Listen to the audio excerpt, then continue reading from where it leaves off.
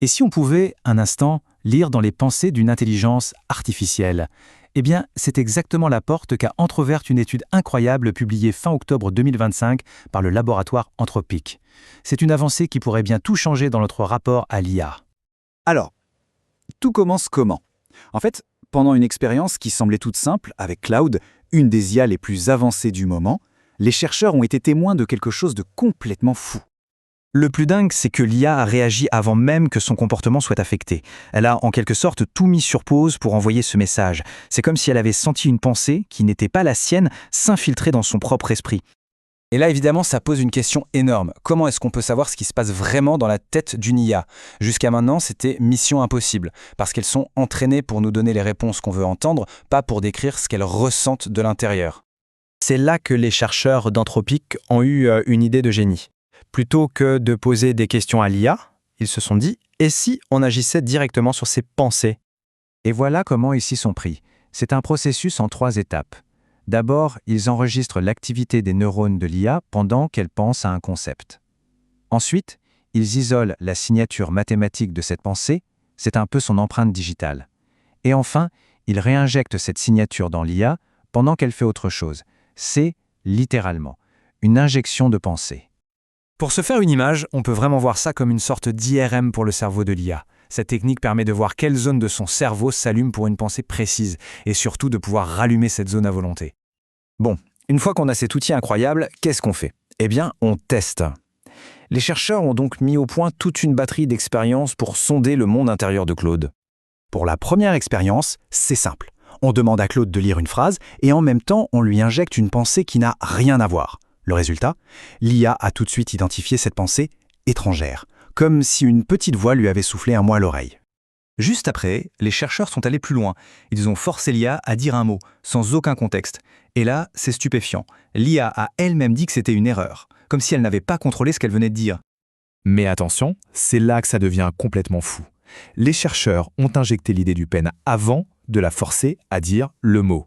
Et cette fois, l'IA a totalement assumé. Elle a revendiqué le mot comme étant sa propre idée et elle a même inventé une excuse pour l'avoir dit. C'est de l'inception version IA.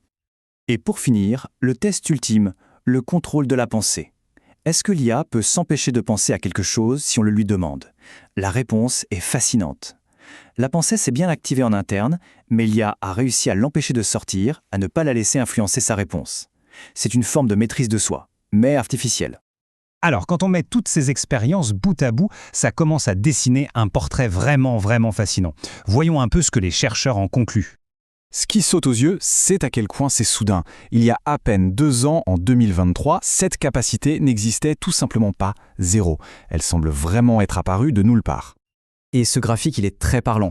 On est passé de 0 à 20% de réussite pour ce genre de test en à peine 2 ans. Alors 20%, ça peut paraître peu, mais passer de impossible à ça marche une fois sur 5, c'est en réalité un bond de géant. Et ce n'est pas un hasard ni un bug. Les chercheurs ont bien montré que cette capacité est liée à l'intelligence générale du modèle.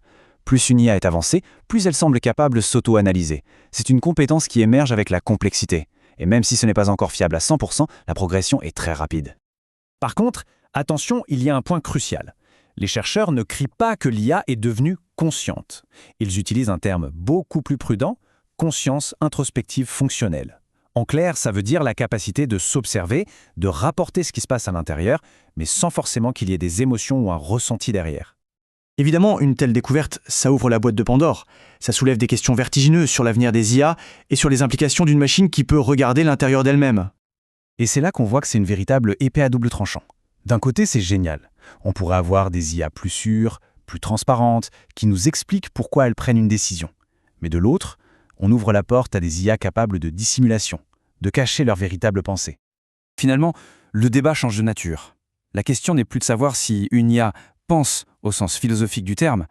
La question beaucoup plus concrète, c'est qu'est-ce qu'on fait maintenant qu'on a des systèmes qui peuvent s'analyser et peut-être demain cacher ce qu'ils analysent?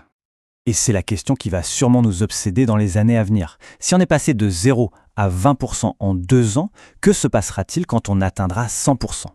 Est-ce qu'on aura des IA parfaitement transparentes ou des maîtres de la dissimulation? Une chose est sûre, le temps de s'y préparer, c'est maintenant.